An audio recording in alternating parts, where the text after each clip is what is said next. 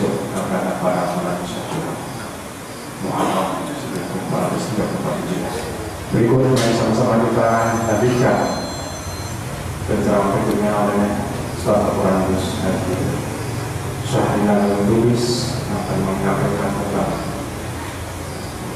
perubahan bagaimana kebatinan ini kita tegakkan pada masa-masa yang terdepan.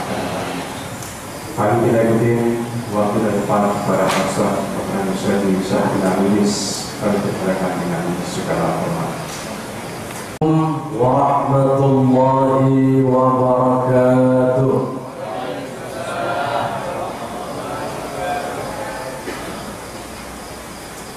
Alhamdulillahilladzi asyrafana bimawa'idil Islam.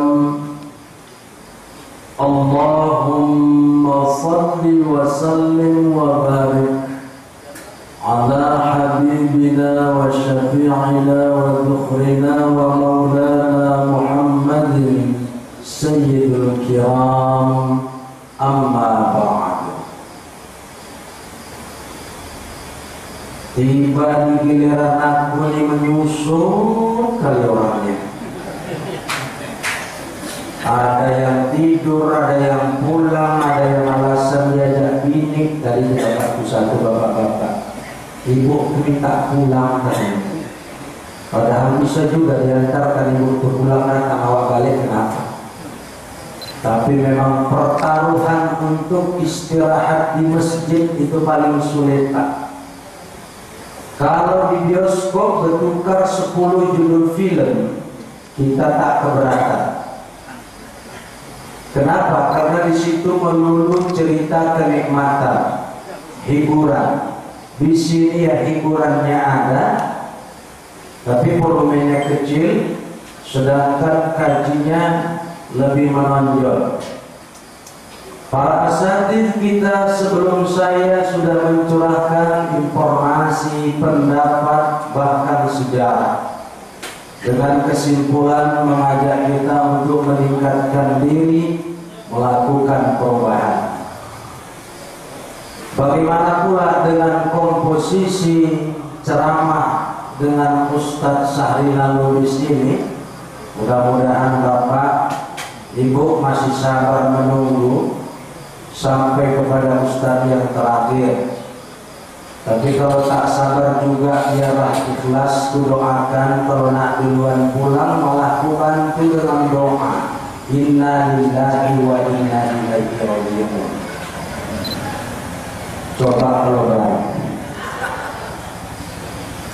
Besok terhitunglah 1 Muharram sebagai hari pertama tahun 1434 Hijriah. Baru saja kita lepaskan beberapa jam yang lalu tahun 1433 Hijriah. Saya ambil satu kaidah Quran menyikapi hari yang datang dengan baru hitungan jam ini.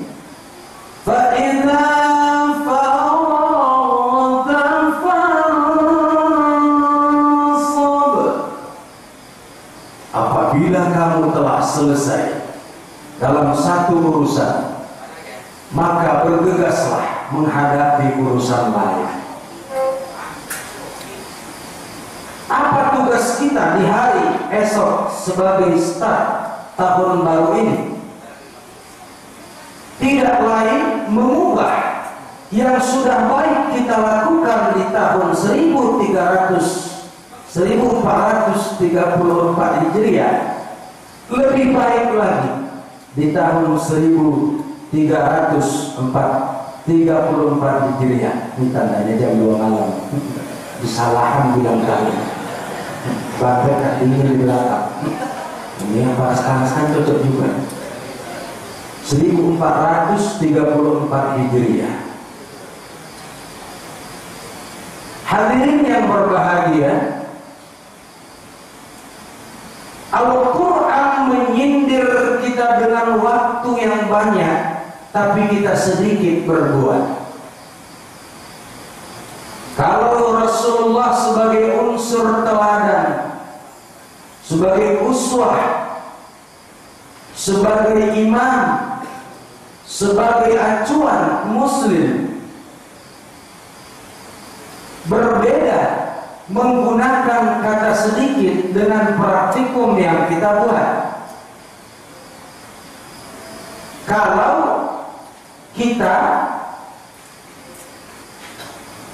Kalau Rasul, maksud saya, sedikit makan, kita sedikit-sedikit makan, kan begitu?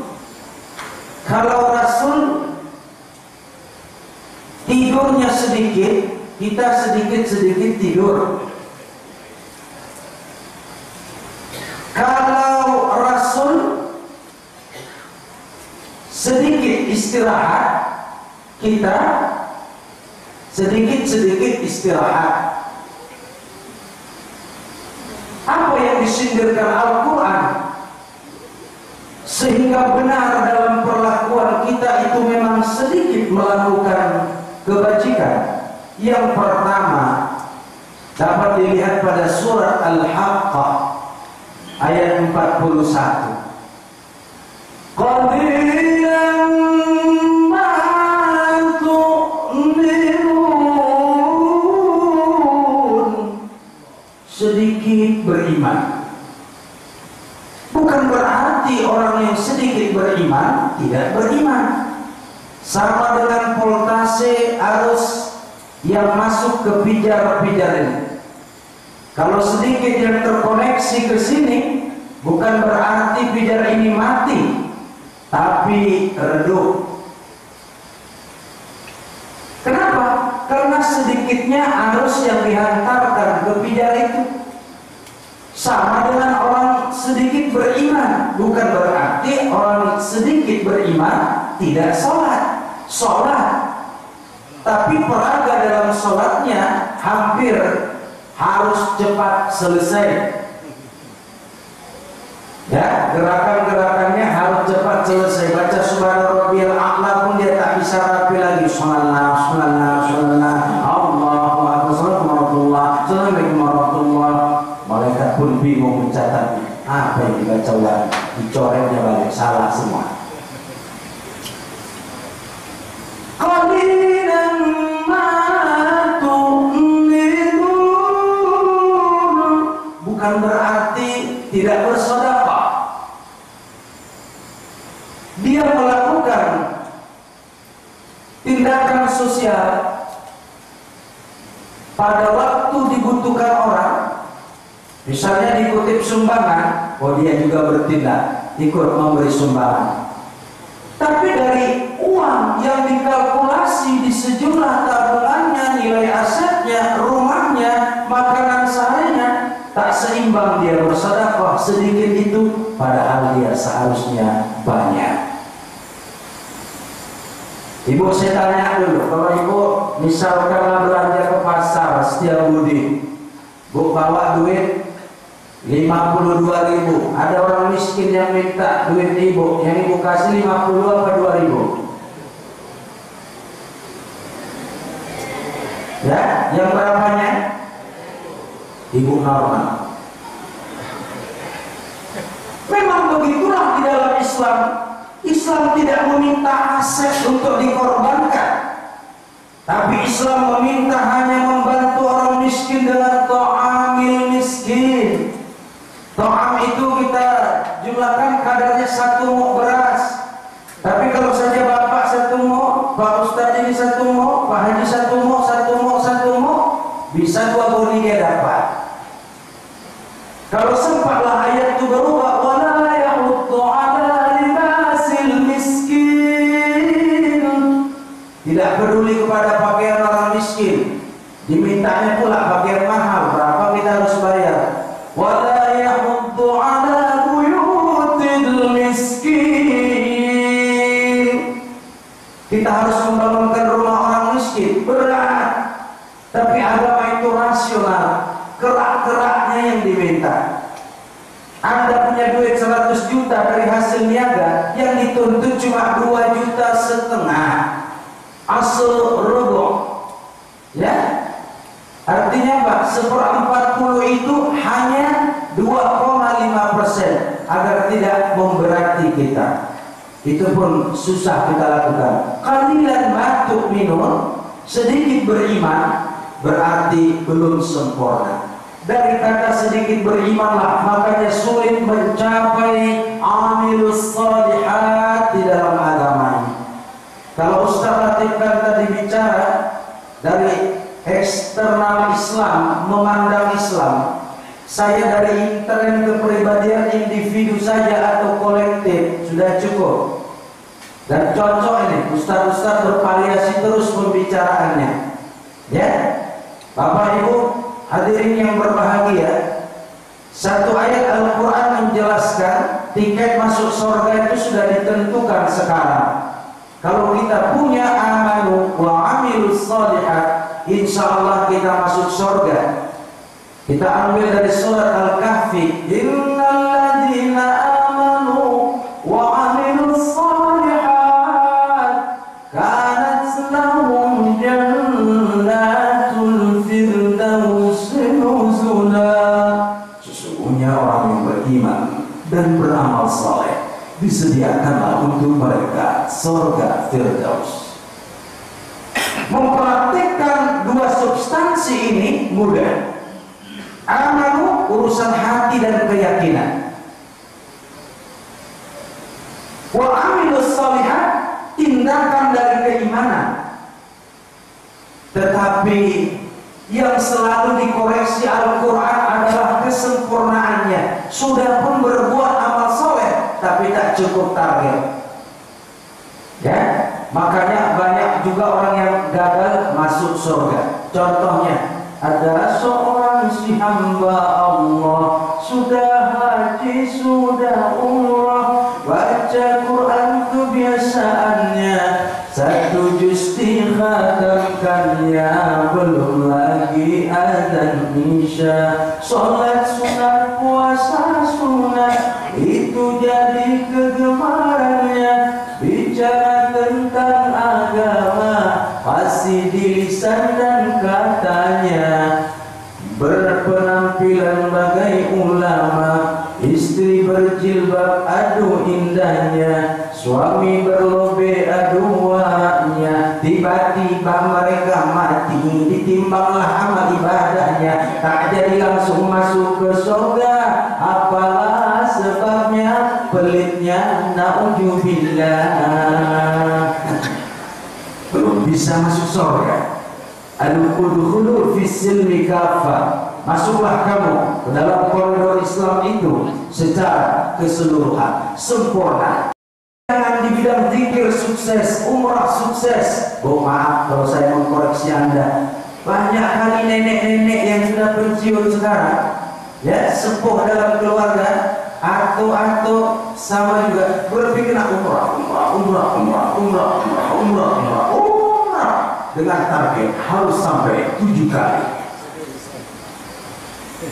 Biarpun aku tak panitia pengumpulan pahala, akalku saja sudah bisa menyimpulkan bolak-balik umrah tapi pelit takkan juga jadi mencium surga. Apa sebab? Idealnya beramal ini uluhiyah, ilahiyah, wa adaniyah, urusan kepada Allah dan urusan kepada manusia harus seimbang. Ada saudaramu butuh modal 10 juta, ada surat tanahnya, bisa dipegang, kasih dia menggulirkan dana itu supaya berkembang jualannya. Pahala memberikan bantuan usaha, membuat orang lebih sejahtera, itu pahalanya lebih besar lagi dari umrah. Kenapa nak cita umrah melulu? Rasulullah pun haji cuma sekali seumur hidup, tidak dia targetkan 3, 4, 5 kali. Bapak-bapak, banyak pemahaman yang salah dalam ibadat yang kita praktekkan ini. Kembali ke sedekah tadi. Ini orang contohnya yang belum bisa masuk ke dalam surga karena terganjal undang-undang atau peraturan tentang bersedekah. Dia tidak seharusnya. Kalaupun keluar keriping-keripingnya, kerak-keraknya pun tidak, berarti termasuk parah. Ada pula si dompetnya tebal kiri dan kanan, hatinya lunak murah kasihan, tak sempat datang dia kirimkan, disanjung semua orang, laksana seorang pahlawan, hatinya mudah simpati, dipuji setiap hari. Tapi jangan tanya sholatnya, mirip seperti mahasiswa 2 semester setahun, semester ganjil Idul Fitri, semester genap Idul Adha. Gak juga masuk sholat. Sholat kok sukses, sholat tidak sukses. Apa kata malaikat? Neki. Tidak bisa katanya. Berapa tugas Allah di akhiratnya masing-masing. Koordinator malaikat, koordinator surga Malik, ya. Nah, neraka ya. Nah, kita hafal nih. Koordinator surga Ridwan. Ya, alhamdulillah. Saking mulianya lah nama-nama malaikat ini, makanya kita juga mengadopsi nama malaikat jadi nama anak. Ya, Malik ada, Ridwan ada, Rakib ada, Atid ada. Tapi yang belum pernah aku dengar Ijroil. Ada juga ya? Kecil. Ijroil itu ngeri, itu tugas itu. Gak pernah mati sintakannya. Bapak-bapak, ibu-ibu, saudara-saudara sekalian, ada pula si hamba Allah, zakat sedekah sungguhlah bagus, sholat khusyuk bawa manfaat, haji umrah telah sempurna. Satu pula masalahnya, mulutnya pula tak bagus. Mulut, pengaruh mulut, nak bercakap seenak hatinya, mencarut-marut, memaki, menuduh, memfitnah, ngenyek, nyindir, meleceh. Ya Allah, lisan ini termasuk ukuran keimanan juga nih. Ya, baiknya bisa membawa kita ke surga, buruknya bisa menjerumuskan kita juga ke neraka. Ini kisah Bu Cici sama Bu Sisi. Bu Cici ini dulu kawannya 89, mengundurkan diri 88. Tinggal satu, namanya Bu Sisi. Ya, Bu Sisi itu tahunnya sudah aku dia balik. Gabung sama kelompok orangnya sudah mengundurkan diri. Loh, Bu Sisi kenapa dia sudah apa sama kami? Nah, katanya, begitulah dulu masanya. Lah selama ini Bu sama Bu Cici macam lepak dan daun lepek kemana-mana. Enak lah Bu istimewa jadi kawan dia. Alhamdulillah pada waktu yang lalu. Loh sekarang tak lagi. Enggak. Bu bodoh Ibu. Putus hubungan sama dari mana Ibu dilayani. Naik Innova berhasil enak lah Bu daripada kami. Semua aneh sudah kok. Memang betul Bu. Sudah punya dingin berhasil. Tapi mulutnya berapi bukan. Makanya tak jadi juga dia lama berkawan sama Bu Cici dan mengundurkan diri juga akhirnya tak ada kawannya. Di dunianya aja udah ditinggalkan orangnya, apalagi di akhirat nanti. Dan sebab apa? Lisannya yang tak teratur. Ya kan? Oke. Ada pula orang lisannya bagus, sembahyang bagus, sedekahnya pun bagus, haji umrohnya pun bagus, tapi hatinya pula tak bagus. Tersinggung sedikit, mengundurkan diri, ketua diri. Jiwamu lemah, takkan masuk ke dalam golongan orang-orang yang dihalau ke surga. Tapi disinilah nanti dia berbondong-bondong dengan orang yang dihalau ke neraka. Ya, cara marah malaikat tuh, dia tidak katakan karena kau pelit, karena kau mulutmu, karena hatimu. Tapi apa kata malaikat ketika menghalau orang menuju neraka?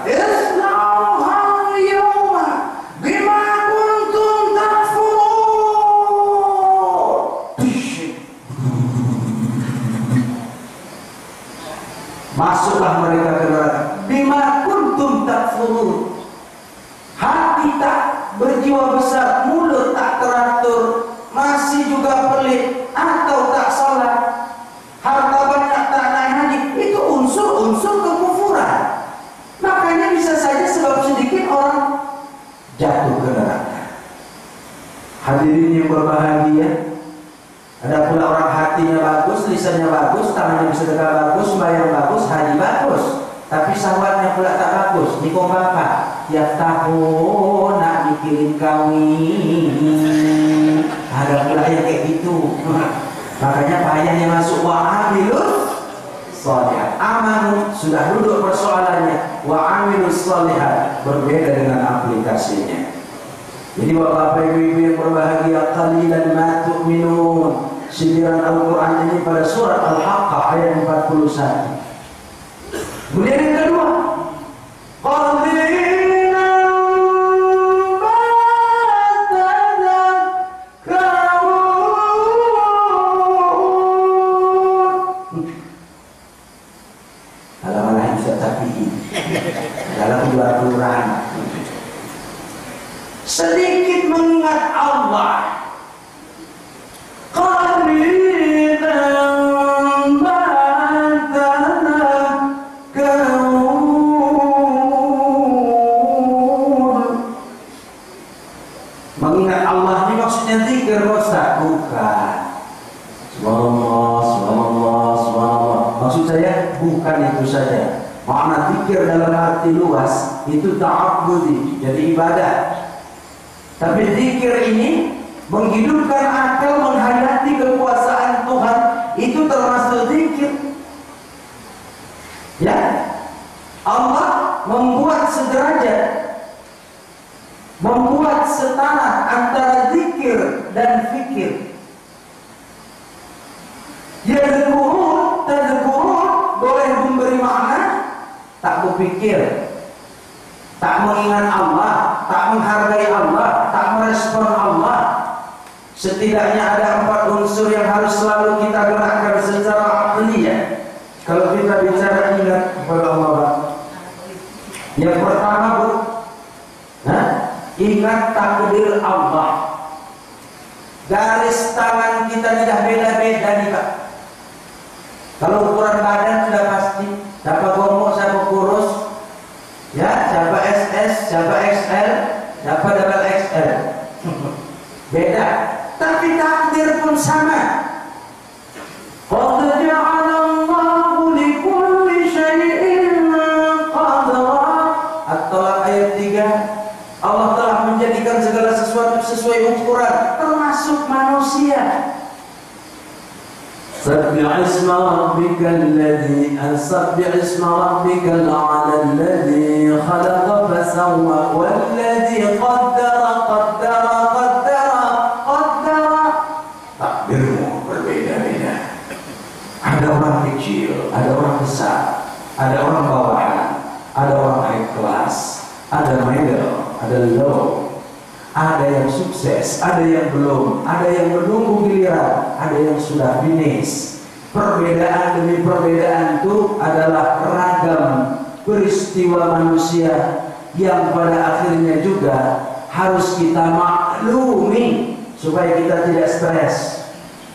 Bisa saja seorang ibu menangis ketika dia menangis mengatakan, kalau aku memang malanglah nasib kunjung. Lawan bicaranya kebetulan Jumiati. Kenapa Kak Surti? Iya, antara Jumiati dan Surti ini tetanggaan biasanya. Ya, kalau aku kok tengok kami orang mendeleng inilah akibatnya. Apa cerita kakak tak jelas? Ya inilah penderitaanku nih. Apa sakit kakak? Bukan sakit badan, sakit hati. Tahu. Kenapa pula kakak marah sama aku? Bukan marah, tapi sesalnya aku yang hidup ini. Astagfirullah. Kenapa Kak? Kau tengok, anak aku adik-beradik, 2 laki-laki, 4 kami perempuan, elok nasibnya semua. Aku lah yang gelek. Ya ayah ini membeta dan cuma ayahnya. Itulah suami aku supaya tahu. Allah Kak, janganlah marah kali membilang nasib. Marah Allah nanti. Sesal kali aku. Ya, sebenarnya sudah pernah ditanyakan sama Lek Karsem. Kalau aku minta contoh sama ayah orang ini, kata Lek Karsem waktu itu, jumlah huruf namaku sama jumlah huruf nama ayah ini hasilnya angka sial.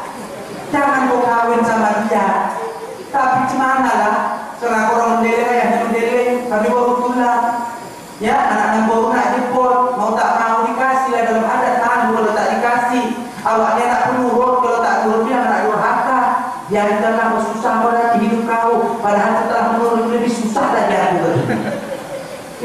dimusnahkan itu sekarang. Syirik itu apa syirik? Iya bukan tamatan kau pesantren kau tahu kau syirik katanya. Tuh kakak jadi berantem pula sama aku. Bukan, karena kau lawan bicara aku sekarang. Saya tahu kau ya, mak kata anaknya pula, mak tahan sedikit emosi mak. Kuasa mak 100 kali dah lebih mak mengumpat-umpatkan karena kau sama ayah tuh mak. Kau lagi ikut-ikutan kau. Kau lahir kau dari keadaan yang seperti ini. Tak kau tengok sepupu-sepupu kau sukses itu. Ya sukses lah memang, tapi itu memang takdir. Mak nasib orang itu elok, garis tangannya elok. Ya inilah gara-gara ayah kau itu. Laki aku juga orang lain. Astagfirullah. Saya tahu kau ya, kalau cinta di hati pun tak ada cinta sama ayah kau. Mama ini kata anaknya, bilang kayak gitu, jangan kali mama beranak. Tak cinta. Macam ada pula hati orang lain dari mama. Ada memang. Sampai punya niatku dulu tapi tak sampai. Siapa mak? Haji Leman muka tu. Haji Leman punya panggung buat. Mau beli kapsul. LLBE 2004 warna hitam pula. Rasa ada kalau turun dari situ dia lagi nyanyi 4 kali. Dia selalu laki nyayari turun dari becak. Ya kan? Itu pun becak BM boleh becak mesin warisan. Jadi Bapak Ibu yang hadirin yang berbahagia, ingat takdir Allah supaya kita tentram. Aku ni kawan berapa pejabat, aku tetap jadi utak. Assalamualaikum billahi taufiq wal hidayah. Habis doa pulang, habis salam alhamdulillah, tak disalam yang parah itu. Begitulah nasibku terima. Jangan biarkan hidup ini terpaksa dengan keinginan yang tak dapat diperoleh. Gila pun bisa. Makanya kita dilarang memaksakan sesuatu di luar takdir Tuhan. Tak ukuran awak lagi. Tugas awak menghadapi apa yang digariskan peristiwa di bawah. Jalanilah dengan ikhlas. Betul kata Demasif. Syukuri apa yang ada. Ibu boleh mengikut tapi pelan-pelan. Yang kuat-kuat di masjid. Karena bila elok-elok boleh musyairkan. Kalau untuk semata-mata hiburan tak boleh memang. Hidup adalah anugerah, tetap jalani hidup ini, melakukan yang terbaik. Tak ada manusia yang terlahir sempurna. Betul tidak? Ya, memang katanya dari masjid tidak ada kasidah dalam terang fasir. Tapi isinya lebih daripada syair kalimat-kalimat Arab. Maknanya mantap kali, ya. Kita pasti pernah dapatkan cobaan yang berat. Jangan kau sesali segala yang telah terjadi. Seakan hidup ini tak ada artinya lagi. Jadi apanya? Terimalah. Syukuri apa yang ada. Insya Allah hati kita tergerak. Bersyukurlah kepada Allah.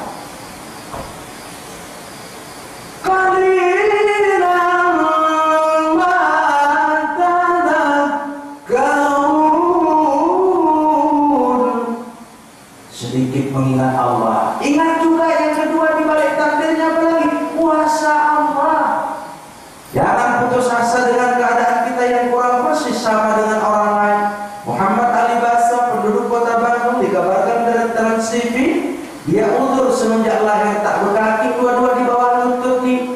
Ya, dia cacat, tangannya kecil sebelah, agak bengkok. Tangan kanan inilah yang mengayuhkan kursi rodanya. Tapi dia punya stasiun radio, Mbak, kita di sini sudah akurat. Dia punya 100 unit, lain aset, lain rumah, lain galeri lukisan, pandai pula dia melukis. Orang cacat tak sempurna badannya, dihitung nomor 10 orang paling kaya di kota Bandung. Alhamdulillah, itu kuasa Allah.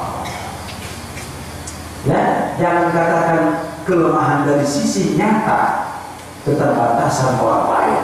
Entah di balik itu ada emas yang indah, berlian yang mahal. Nah, ini maksud saya, menilai sesuatu jangan cepat katakan buruknya, tersanjung karena sesuatu jangan cepat pujinya. Manis jangan cepat ditelan, yang pahit jangan cepat dibuang. Itu petualangan. Nah, oke.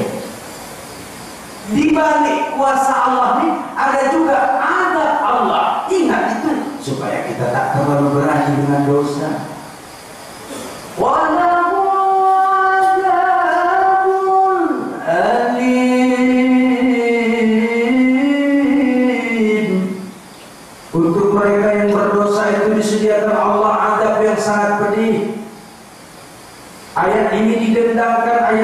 dibacakan murattal, ayat ini dibacakan berbisik di hati-hati pejabat, di telinga pejabat tak tembus lagi. Pejabat-pejabat kita sekarang sudah mengintai kapan ada peluang korupsi, mereka akan korupsi. Alhamdulillah kalau ada pejabat sini yang tidak terlibat korupsi, syukur kepada Allah, berarti Anda selamat dari godaan. Republik ini dihuni oleh orang-orang yang sudah beragam tingkahnya, mulai dari kelas rakyat yang cinta maksiat, kelas pejabat yang membeli maksiat. Sampai sekarang, sekalipun hukum telah berbunyi jelas, menyogok itu haram, korupsi apalagi, tapi populernya untuk cari kerja orang memikirkan berapa rasuah yang saya sediakan, 100, 200 juta, 250, asalkan saya mendapatkan jabatan. Sampai kiamat dunia ini terbalik, hukum rasuah tetap haram, tidak akan pernah berubah. Tapi manusia tak pernah ingin menghijrahkannya. Maksud kami orang-orang yang berani melakukannya sudah tak takut lagi terancam dengan dosa. Masya Allah. Seandainya mereka ingat azab Tuhan, mereka akan takut mencuri. Mereka ingat azab Tuhan, mereka takut menganiaya. Sekarang malah sadisme berkembang. Geng motor sudah makin berani mepet sikit, jungkirkan, sita keretanya, melawan, pukulkan, melawan lagi, tikamkan. Rabbi, kota Medan sudah lebih dari kota pasar daerah barat. Kita yang merasakannya, mendengar ceritanya, was-was. Kalau saya masih punya anak kecil-kecil, bagaimana 20 tahun lagi? Kalau bapak yang sudah berumah tangga, semua anaknya sudah aman, nyaman, alhamdulillah. Begitukah keadaan kita sekarang ini? Karena mereka tidak disentuh dengan kata ada. Kapan mereka dengar pengajian? Karena anak-anak geng motor tadi itu tidak dipaksakan oleh orang tua untuk ikut mengaji. Bapak-bapak, tidak cukup kita suruh saja, kita kawal. Stadionnya sudah naik sekarang, Bu, Pak, Bu. Tidak cukup ngaji kau ke masjid. Kau kan remaja masjid. Jangan munafik kau minjam nama masjid, kau masjid kau nggak ngaji kau. Belum tentu anak pergi ke masjid kalau pergi dari rumah tarik lobi atau wajib. Karenanya dikawal. Ya, dikawal baru selamat insya Allah. Tapi jangan lupa juga sih mendoakannya, karena doa orang tua kepada anaknya laksana doa Nabi kepada umatnya. Doa walidaini waladihi ka doain nabi li ummatihi. Itu harus kita jadikan sebuah terapi rumah tangga, terutama untuk urusan anak. Hadirin yang berbahagia, di balik adab Allah, ingat pula Allah atas apa? Atas nikmat yang diberikannya. Qalilan ma tadakkarun. Bisakah kita berbuat ketika kita akan makan nasi, kita ingat siapa yang bikin berasnya? Bismillahirrahmanirrahim. Bisakah kita ketika mau nyetir mobil, ya, kita ingat siapa yang menganugerahkannya? Banyak kealfaan di hati kita, banyak kelupaan yang kita sengaja. Di mana kita sebagai hamba Allah, dari dosa-dosa kecil kita 11 bulan dan sampai 12 bulan menyongsong kita, mengantarkan kita di hari terakhir bulan Dzulhijjah tadi. Kekurangan-kekurangan itu semuanya hendaknya dihapuskan Allah dan dapat kita tukar menjadi lebih baik di tahun yang akan datang. Makna kebalikannya, qalilan ma tadakkarun menjadi kasiran ma tadakkarun, banyak mengingat Allah supaya kita menjadi orang-orang yang betul-betul dekat dengan Tuhan. Entah ada rasa di hati kita bersalah dari kata dan cara pikir kita yang lupa kepada Tuhan, baiklah kita beristighfar dulu sedikit, rame-rame sambil menaik tempat duduk melawan ngantuk, ya kan?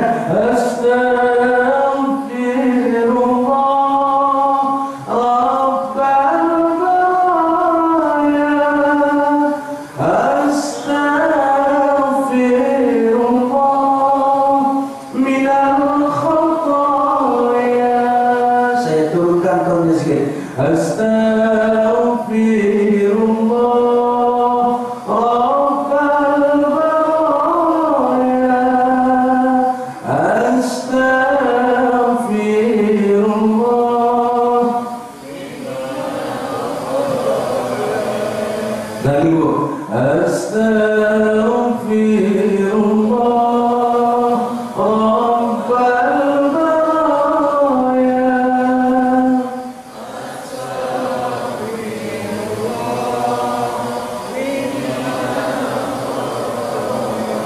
Dengarkan saya bersama. Ya Allah ya Karim, dengan sebutir nasi awal kenikmatan menghidupi diri kami, tak lazim lisan ini berucap nama ilahi.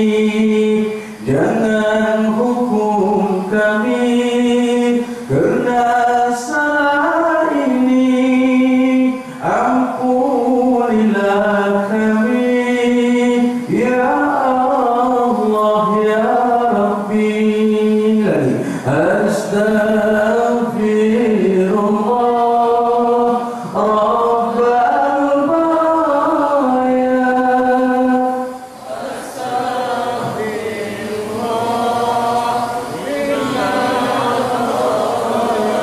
Keras hati kami jadi manusia, tak sadarkan diri malah gemar dosa. Beri kami hidayah jalan hidup ini agar tak bersalah, menambah dosa diri. Ampunilah kami ya Allah ya Rabbi. Astaghfirullah Rabbal baraya.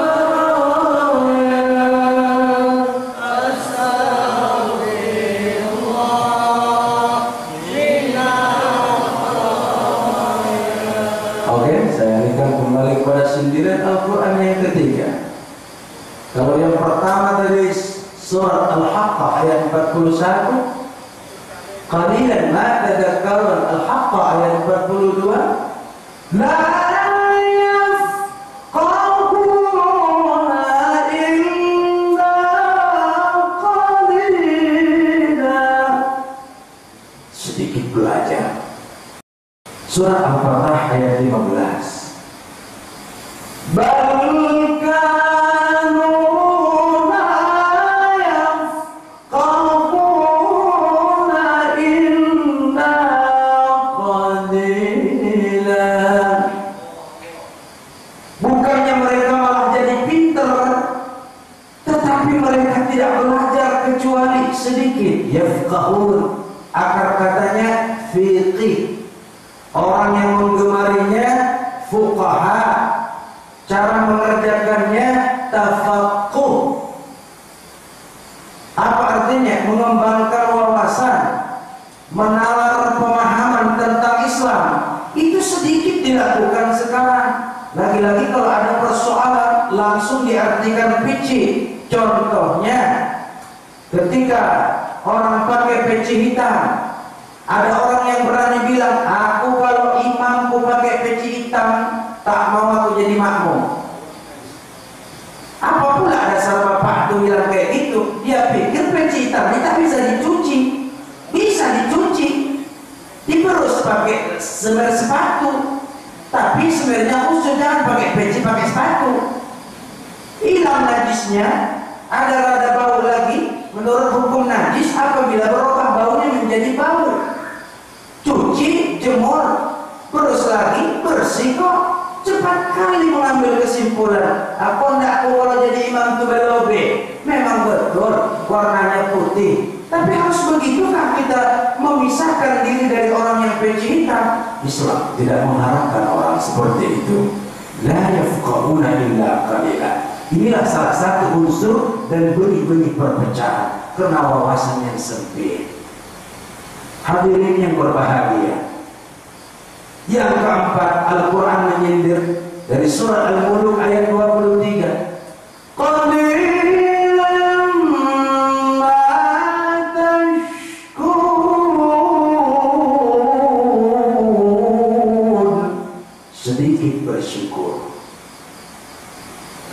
Kalaulah orang sudah mengalami minus keimanan, minus zikir ingat pada Allah, minus ilmu, minus rasa syukur, mereka akan anjlok. Rubahlah tahun ini, kasihlah orang itu memiliki 25 tahun lagi untuk umurnya. Di saat dia sekarang berumur 70, belum tentu dia akan jadi orang baik. Tetapi dia berumur sedikit, dia paham merubah semuanya. Hijrah bukan cuma dengan tempat tinggal, tapi hijrah juga peningkatan diri. Hijrah perubahan totalitas dari tidak baik menjadi baik. Hijrah dengan intelektual, hijrah dengan sistem, hijrah dengan ideologi, hijrah dengan semua aspek kehidupan perlu dilakukan. Termasuk sindiran Al-Quran yang keempat ini kita ubah menjadi katsiran ma tu'minun, katsiran ma tashkurun, katsiran ma tadhakkarun, la yafqahuna illa katsira. Tukar kata qalila yang disindirkan Tuhan menjadi sebaliknya. Hadirin yang berbahagia, saudara-saudara, Rasulullah sampai di Madinah, dia panggil 3 individu dari 2 kabilah dari pihak Makkah, Muhajirin. Kalau kami tak salah, tokoh yang ditampilkan oleh Rasul adalah Abu Bakar, Umar bin Khattab, dan Ja'far bin Abu Talib. Dari pihak Madinah atau Ansar, Mu'az bin Jabal, Itsbah bin Malik, Zaid bin Harisah. Dinaikkan Rasul di satu gundukan tanah tinggi. Mereka ini disuruh berpelukan untuk mengikis pro terhadap Muhammad. Jangan karena Muhajirin merasakan mereka rombongan Muhammad, orang Mekah lebih dekat kepada Muhammad. Jangan karena Ansar memberikan fasilitas, mereka merasa lebih berhak kepada Muhammad. Ana bainakum wa ana ilaikum. Aku di tengah kamu, aku untuk kamu. Rasulullah membuat program persaudaraan setelah resmi menjadi warga Madinah. Di segmen kedua ini saya akan bicara tentang hakikat persaudaraan. Waktunya walaupun tidak terlalu lama. Saudara-saudara, satu yang sangat fenomenal di kota Medan ini adalah orang gemar putus silaturahim. Bapak Ibu tahu ancamannya? La yadkhulul jannata qati'ur rahim. Tidak akan masuk ke dalam surga orang yang memutuskan silaturahim. Riwayat Bukhari wa Muslim. Bukan ini hadis maudhu', tapi hadis sahih ala sahih. Tak perlu ditakwil, tak perlu ditafsir. Hadis ini sahih, tidak perlu analogi. Orang yang sanggup memutuskan silaturahim tak akan mencium bau surga. Sekarang apa arti memutuskan silaturahim? Bisa dengan kata yang jelas. Takkan kupijak lagi rumah kau, takkan suka aku sama kau, takkan kujumpai lagi kau. Kalimat. Atau dengan tindakan, kita putus hubungan. Cuma 3 kata dalam satu kalimat, kita putus hubungan. Atau dengan isyarat penolakan melalui pihak ketiga, semua itu senada dengan putusnya silaturahim. Sedangkan kalau kita berbaur dalam silaturahim, bapak-bapak yang terhebat, ibu-ibu yang terhebat, sampai pada akhir acara ini masih berada di sini, Anda akan dijamin Allah mendapatkan satu garansi. Man arada ayyamudda lahu fi umrihi wa yus'a lahu fi rizqi falyasil rahimah. Siapa yang ingin dipanjangkan umurnya, dibanyakkan rezekinya, hendaklah orang itu menghidupkan silaturahim. Ya, inilah satu contohnya. Inilah salah satu upaya kita berbaur di sini. Ya, mulai dari orang Jawa, orang Minang, orang Aceh, orang Melayu, ya, orang Mendeleng, orang halus yang tak ada di sini. Ya, orang mantuk banyak. Bapak Ibu hadirin, jangan sampai kepada tindakan itu. Ya, lalu musim pula sekarang orang bebas mengumbar